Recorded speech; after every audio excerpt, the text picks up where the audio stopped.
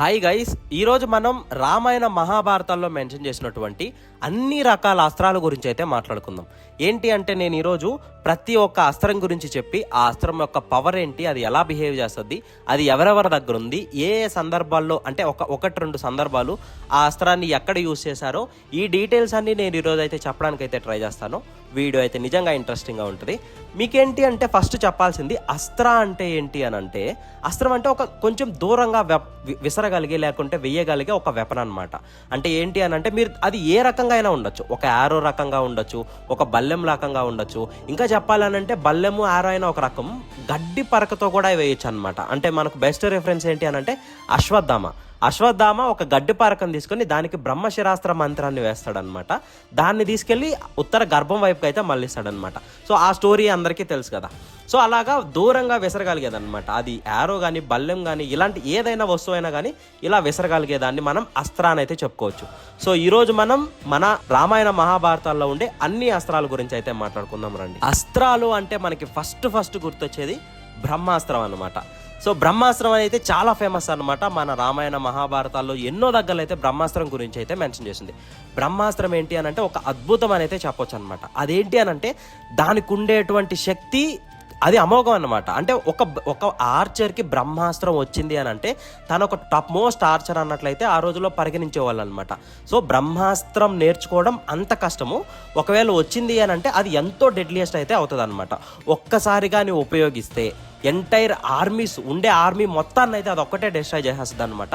అలా కాకుండా కానీ ఒకవేళ ఆపోజిట్లో ఎంత పెద్ద శక్తి వచ్చినా కానీ దాన్ని కౌంటర్ చేయడానికి కూడా బ్రహ్మాస్త్రాన్ని అయితే ఆ రోజుల్లో అయితే వాడేటోళ్ళు అనమాట ఆర్చర్స్. బ్రహ్మాస్త్రం వచ్చేసేసి చాలా మంది దగ్గర అయితే ఉందన్నమాట. మనకి రామాయణంలో తీసుకుంటే శ్రీరాముడి దగ్గర, లక్ష్మణుడి దగ్గర, ఇలా చాలా మంది దగ్గర అయితే ఉంది. అలాగే మహాభారతంలో కూడా అర్జునుడి దగ్గర, కర్ణుడి దగ్గర, భీష్ముడి దగ్గర, ద్రోణాచార్యుడి దగ్గర, ఇలా అందరి దగ్గర అయితే ఉందన్నమాట. మనకు ఒక స్పెషల్ మెన్షన్ చెప్పుకోవాల్సింది ఏంటి అంటే బ్రహ్మ కవచ అని అయితే ఒకటి ఉంటుంది అనమాట. బ్రహ్మ కవచం అంటే ఏంటి అంటే చాలా స్ట్రాంగెస్ట్ ఇదనమాట కవచం. అదేంటి అని అంటే అది అసలు బ్రేక్ అవ్వదన్నమాట. కానీ బ్రహ్మ కవచాన్ని కూడా బ్రేక్ చేయగలిగే అస్త్రం ఏది అని అంటే బ్రహ్మాస్త్రం అనమాట. ఇది బ్రహ్మాస్త్రం గురించి చాలా శక్తివంతమైన వెపను. ఒక్కసారి కానీ ప్రయోగిస్తే మొత్తాన్ని అయితే తుడిచిపెట్టేస్తుంది అనమాట. ఇంకా కొద్ది రోజులు గడ్డి కూడా మొలవదు అంటారు చూడండి, ఆ వెప. బ్రహ్మ యొక్క ఇంకొక శక్తివంతమైన అస్త్రం బ్రహ్మశిరాస్త్రం. ఈ బ్రహ్మాస్త్రం కంటే కూడా 4 ఇంతలు శక్తివంతమైంది. అంటే బ్రహ్మాస్త్రాన్ని ఒక తల శక్తితో బ్రహ్మ క్రియేట్ చేశాడు అని అనుకుంటే బ్రహ్మశిరాస్త్రాన్ని తన 4 తలల శక్తితో క్రియేట్ చేశాడు అన్నట్లయితే చెప్పుకుంటూ ఉంటారు. అంటే బ్రహ్మాస్త్రం కంటే 4 ఇంతలు శక్తివంతమైంది అనమాట. ఒక్కసారి ఊహించుకోండి, బ్రహ్మాస్త్రమే అంత డ్యామేజ్ చేస్తుంది అని అంటే బ్రహ్మశిరాస్త్రం ఇంకెంత డ్యామేజ్ చేస్తుందో.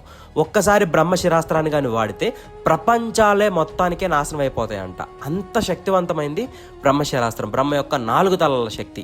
మనకి రామాయణంలో బ్రహ్మశిరాస్త్రం గురించి ఎక్కువ అయితే మెన్షన్ చేయలేదన్నమాట. ఎక్కువ బ్రహ్మాస్త్రాల గురించి అయితే మెన్షన్ చేశారు.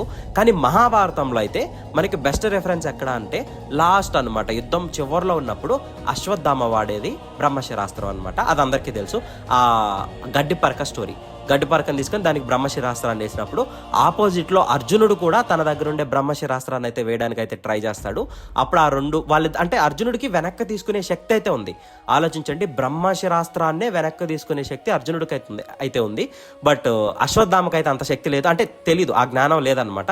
అందుకని ఆ అస్త్రాన్ని అయితే ఉత్తర గర్భం వైపుకి అయితే వేస్తాడు అనమాట. సో ఇది బ్రహ్మశిరాస్త్రం గురించి. ఇప్పుడు బ్రహ్మ యొక్క 3వ శక్తివంతమైన అస్త్రం, ఇదే అన్నిటికంటే టాప్ మోస్ట్ అనమాట, బ్రహ్మాండాస్త్రం. ఈ అస్త్రం ఎవరికి అయితే ఇవ్వలేదంట, ఎవరి దగ్గర లేదంట. కాబట్టి ఈ అస్త్రం ఎవరు వాడరు. ఎందుకంటే ఈ అస్త్రం ఏంటి అని అంటే ఇక బ్రహ్మ యొక్క 5 తలాల శక్తి అనమాట. బ్రహ్మశిరాస్త్రమే చాలా డెడ్లియెస్ట్. అంటే బ్రహ్మశిరాస్త్రం కంటే కూడా ఇంకా ఒక రెట్టు ఎక్కువ ఇదే శక్తివంతమైంది అనమాట. అందుకని ఈ అస్త్రం ఎవరికి కూడా ఇవ్వలేదన్నమాట. ఈ అస్త్రం కూడా అంతే, ఒక్కసారి కానీ ఉపయోగిస్తే బ్రహ్మ యొక్క క్రియేషన్ మొత్తాన్ని డిస్ట్రాయ్ చేసేయచ్చు అనమాట. బ్రహ్మ తాను ఏమేమి క్రియేట్ చేశాడో మొత్తాన్ని కూడా ఒక్కసారి తుడిచిపెట్టేస్తుంది అనమాట. అంత శక్తివంతమైనది. అందుకనే ఈ అస్త్రాన్ని అయితే ఎవరికి ఇవ్వలేదన్నమాట. మహాభారత రామాయణాల్లో ఎవరి దగ్గర లేదు. మీరు కొన్ని సీరియల్స్లో చూస్తుండొచ్చు, కర్ణుడికైతే ఇచ్చినట్లు. కర్ణుడికైతే ఈ బ్రహ్మాండాస్త్రం అయితే ఇవ్వలేదన్నమాట. ఈ బ్రహ్మాండాస్త్రం ఎవరికంటే వాళ్ళకి ఇవ్వరు. ఇప్పుడు ఎలా అంటే లాస్ట్లో కర్ణుడు ఎంతో అంటే ఎమోషనల్గా వచ్చేసేసి ఏదాన్ని పట్టించుకోకుండా, అంటే తన పరా అన్నట్లుగా పట్టించుకోకుండా బ్రహ్మాస్త్రాన్ని వాడేయాలనుకుంటాడు. అలాంటి వాళ్ళకి మాత్రం అయితే ఖచ్చితంగా బ్రహ్మాండాస్త్రాన్ని అయితే ఇవ్వరనమాట. ఇప్పుడు మనం మహాదేవుడి దగ్గర ఉండే అస్త్రాల గురించి అయితే మాట్లాడుకుందాం. ఫస్ట్ చెప్పాలనంటే అన్నిటికంటే లీస్ట్ ఏంటి అని అంటే రౌద్రాస్త్ర అనమాట. లీస్ట్ అంటే ఇది చాలా తక్కువ అని అయితే అనుకోవద్దు మీరు, ఇది చాలా శక్తివంతమైంది. బట్ దీనికంటే శక్తివంతమైన ఇంకా ఉన్నాయి కాబట్టి ఇది శివుడి దగ్గర ఉండేట్లో అన్నిటికంటే తక్కువ శక్తివంతమైంది అనమాట. బట్ దీని శక్తి గురించి చెప్తా వినండి. రౌద్రాస్త్ర అంటే ఏంటి అంటే ఒక రుద్రుడి యొక్క శక్తి మొత్తం రౌద్రాస్త్రానికి అయితే వస్తుంది అనమాట. అంటే మనకి ఏకాదశ రుద్రులు అయితే ఉంటారనమాట. ఏకాదశ అంటే ఏక అంటే 1, దశ అంటే 10. ఏకాదశిని ఎలా చదవాలంటే 11 అన్నట్లుగా చదవాలి. కాబట్టి 11 మంది ఉండే ఏకాదశ రుద్రుల్లో ఒక రుద్రుడి యొక్క మొత్తం శక్తి వచ్చేసేసి రౌద్రాస్త్రానికి అయితే వస్తుంది అనమాట. ఒక్కసారిగానే ఉపయోగిస్తే మొత్తం ఎవరైతే ఉన్నారో, ఎంతమంది అయితే ఉన్నారో ఉన్న వాళ్ళందరినీ ఒక్కసారి అయితే మొత్తాన్ని చంపేస్తుంది అన్నమాట ఈ అస్త్రం. అంత శక్తివంతమైంది అనమాట రౌద్రాస్త్రం. ఒక రుద్రుడి యొక్క శక్తి మొత్తం రౌద్రాస్త్రానికి అయితే వస్తుంది అనమాట. మనకు బెస్ట్ రెఫరెన్స్ ఏంటి అని అంటే మహాభారతంలో అర్జునుడు వాడుతాడనమాట. 30 మిలియన్ నివాత కవచులు కాలకేయులు అయితే ఉంటారనమాట. 3 కోట్ల మంది నివాత కవచులు కాలకేయులు. వాళ్ళందరినీ చంపడానికి అర్జునుడు వాడే అస్త్రం ఏంటి అని అంటే రౌద్రాస్త్రం అనమాట. ఇది ఓన్లీ అర్జునుడి దగ్గర మాత్రమే ఉందన్నమాట మహాభారతంలో. రామాయణంలో శ్రీరాముడి దగ్గర అయితే ఉండుండొచ్చు. ఏంటి అర్జునుడి దగ్గర మాత్రమే ఎందుకు ఉంది అని అంటే అర్జునుడు శివుణ్ణి మెప్పించినప్పుడు పాశుపతాస్త్రంతో పాటు శివుడి దగ్గర ఉండే చాలా అస్త్రాలు అయితే తీసుకుంటాడు అనమాట. దాంట్లో ఇది కూడా ఒకటి. శివుడి దగ్గర ఉండే రెండో శక్తివంతమైన అస్త్రం మహేశ్వరాస్త్రం. మహేశ్వరాస్త్రం అంటే ఏంటి అనంటే శివుడి యొక్క 3వ కంటి శక్తి అన్నమాట. ఒక్కసారి దీన్ని కానీ ప్రయోగిస్తే ఏంటి అనంటే అంటే శివుడి దగ్గర నుంచి వస్తే ఆ అంధకారాగ్ని ఉంటుంది చూడండి, అది ఒక్కసారి ఎలా ముందుకైతే వస్తుందో అలాగే ఒక శక్తివంతమైన భీమ్, ఒక పెద్ద శక్తివంతమైనటువంటి నిప్పులు కక్కే ఒక పెద్ద భీమ్ వచ్చేసేసి ఆ టార్గెట్ని అయితే డెస్ట్రాయ్ చేసేస్తూ ఉంటుంది అనమాట. ఇది కూడా చాలా శక్తివంతమైంది. రౌద్రాస్త్రం కంటే కూడా మహేశ్వరాస్త్రం చాలా శక్తివంతమైంది అనమాట. శివుడి యొక్క 3వ కంటి శక్తి అంటేనే మీరు ఇంకా అర్థం చేసుకోవచ్చు. శివుడి యొక్క 3వ కన్ను తెరిస్తే మొత్తమే నాశనం అయిపోద్ది అని అంటూ ఉంటారు కదా. అంత శక్తి అయితే శివుడి యొక్క 3వ కన్ను లోపల నిక్షిప్తమై ఉంది కదా. సో అంత శక్తి ఒకసారి బయటకు వస్తే ఎలా ఉంటుందో అలాగైతే ఈ వెపన్ అయితే పనిచేస్తుంది అనమాట. మనకి ఈ వెపన్ రామాయణ మహాభారతాల్లో 2 దగ్గర అయితే చెప్పుంది. రామాయణంలో వచ్చేసేసి లక్ష్మణుడు అయితే వాడతాడు అనమాట, ఇంద్రజిత్కి అగైనెస్ట్గా అయితే వాడతాడు. మహాభారతంలో వచ్చేసేసి ఒక అర్జునుడి దగ్గర మాత్రమే ఉందన్నమాట. అగైన్ ఇది కూడా అర్జునుడు వచ్చేసేసి శివుణ్ణి ప్రత్యక్షం చేసుకున్నప్పుడు శివుడి దగ్గర నుంచి అయితే తీసుకుంటాడు అనమాట. బ్రహ్మశిర, ఇది బ్రహ్మాస్త్రం అనుకోవద్దు. బ్రహ్మశిర వచ్చేసేసి శివుడి దగ్గర ఉండే ఇంకో శక్తివంతమైన అస్త్రం అనమాట. ఇది చాలా తక్కువ దగ్గరలో అయితే మెన్షన్ చేస్తుంది. నేను ఒక దగ్గర రెఫరెన్స్లో చదివింది ఏంటి అని అంటే సముద్ర మథనం జరిగినప్పుడు అప్పుడు ఒక్కొక్కటి వస్తూ ఉంటాయి కదా, ఆ సమయంలోనే ఈ బ్రహ్మశిర అనే ఇంకో అస్త్రం కూడా వచ్చింది. ఈ అస్త్రాన్ని అయితే శివుడు అయితే తానైతే తీసుకుంటాడు అనమాట. ఇది చాలా చిన్నది కాబట్టి, అంటే ఒక అస్త్రం గురించే కాబట్టి దీన్ని ఎక్కువ దగ్గరలో అయితే మెన్షన్ చేయలేదు. నేను చాలా రెఫరెన్స్లు చదివితే నాకు ఒక్కటైతే తెలిసిందనమాట. ఇది కూడా చాలా శక్తివంతమైంది. మీరు బ్రహ్మాస్త్రంతో 4 తలల శక్తి అన్నట్లుగా కంపేర్ చేయొద్దు. ఈ బ్రహ్మశిర వేరే అనమాట. ఇది కూడా చాలా శక్తివంతమైంది. ఈ అస్త్రం ఓన్లీ అర్జునుడి దగ్గర మాత్రమే ఉంది. కానీ ఈ అస్త్రం యొక్క శక్తి అయితే ఎక్కడ స్పెసిఫిక్గా అయితే మెన్షన్ చేయలేదు. బట్ చాలా డెడ్లీయెస్ట్ అని అయితే తెలుసు అనమాట. ఎందుకంటే మహేశ్వరాస్త్రం కంటే కూడా చాలా శక్తివంతమైంది ఈ బ్రహ్మశిరాస్త్రం. ఇది ఓన్లీ అర్జునుడి దగ్గర మాత్రమే ఉంది. తాను అర్జునుడు సేమ్ శివుని ప్రత్యక్షం చేసుకున్నప్పుడు ఈ అస్త్రం కూడా అర్జునుడు అయితే తీసుకుంటాడు అనమాట.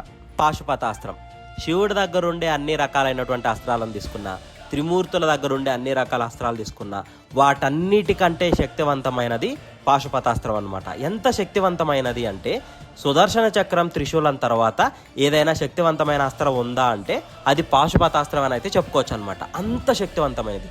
ఒక్కసారి ఎలా అంటే అలాగా నిర్లక్ష్యంతో కానీ ఒక ప్రాపర్ టార్గెట్ లేకుండా కానీ ఈ అస్త్రాన్ని కానీ వాడితే బ్రహ్మ యొక్క సృష్టి మొత్తాన్ని ఒక్కసారి అయితే డిస్ట్రాయ్ చేసేస్తుంది అనమాట. అంత శక్తివంతమైనది అన్నమాట ఈ పాశుపతాస్త్రం వచ్చేసేసి.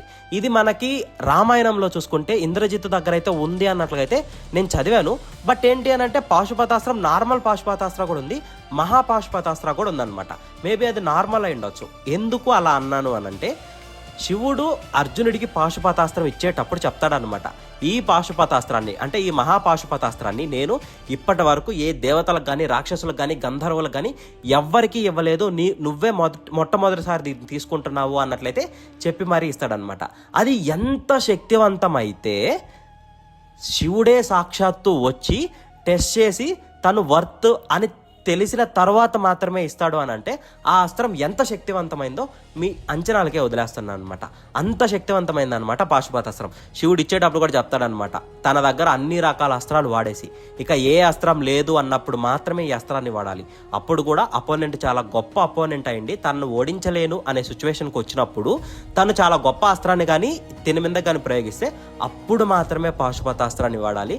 లేదు అని అంటే ఈ అస్త్రం కానీ వాడితే అది మొత్తాన్ని డిస్ట్రాయ్ చేసేస్తుంది అని కూడా చెప్తాడు అనమాట.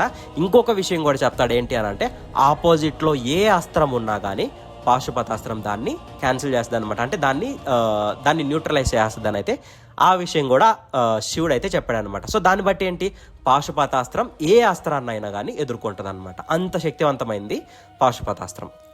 ఇప్పుడు మనం శ్రీ మహావిష్ణువు దగ్గర ఉండే అస్త్రాల గురించి మాట్లాడుకుందాం. ఫస్ట్ది నారాయణాస్త్రం.